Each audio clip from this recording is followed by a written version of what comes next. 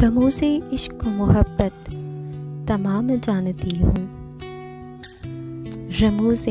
عشق و محبت تمام جانتی ہوں، حسین ابن علی کو امام جانتی ہوں، انہی کے در کو سمجھتی ہوں محور مقصود، انہی کے در کو سمجھتی ہوں محور مقصود، انہی کے گھر کو میں دارالسلام جانتی ہوں، میں ان کی راہ کا ہوں ایک ذرہ ناچیز، میں ان کی راہ کا ہوں ایک ذرہ ناچیز،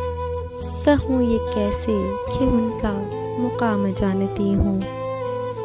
مجھے امام نے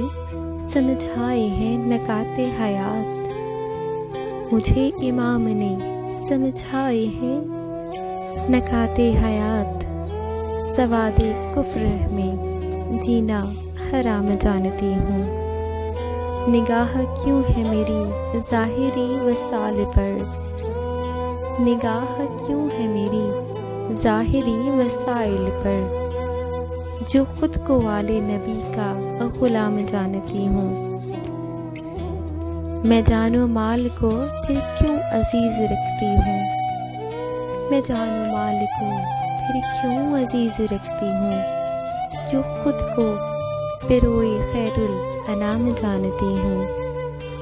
اور شکار مصلحت و یاس کیوں ہو پھر تائب، شکار مصلحت یاس کیوں ہو پھر تائب، جو اس کٹے ہوئے سر کا پیام جانتی ہوں، جو اس کٹے ہوئے سر کا پیام جانتی ہوں۔